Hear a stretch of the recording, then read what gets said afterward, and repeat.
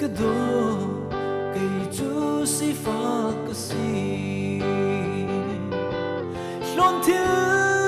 dây ngay lâu pha cái si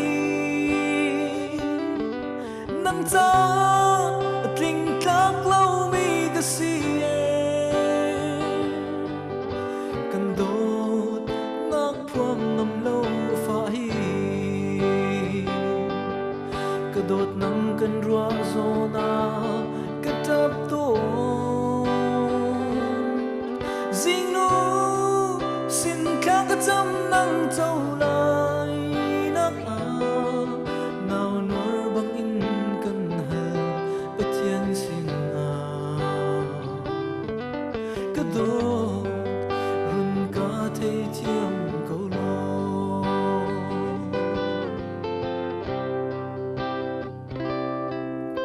cái đốt cây chú har sa mi ca si cây cha nong na cái mu khâu lâu gian đai dài la cái sa to ne kha ba xin khin cái puan theo to cái đốt nắng cần rua zona cái tập to riêng nu xin khác cái chấm năm trâu lại nắng nào nuôi bằng in cần hờ bất thiên xin cái đồ run cả thấy thiêng câu lo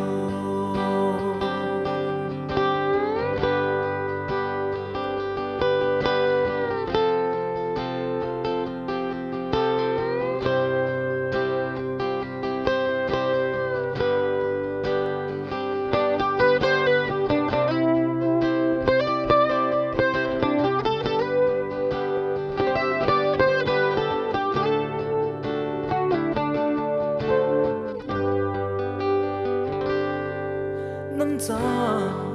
bẹt đinh mi dây càng ngày lâu cái thiên lùng đi lắc in cần bê câu hồi đắng hệ ta chung ngâm xin lại lâu mình sẽ cái đi lắc in cần bê